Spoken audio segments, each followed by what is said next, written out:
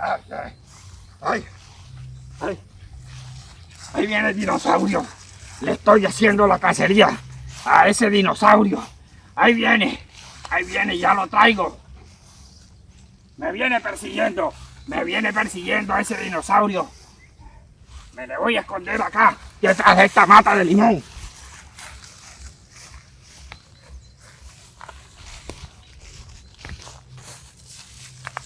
Allá lo veo.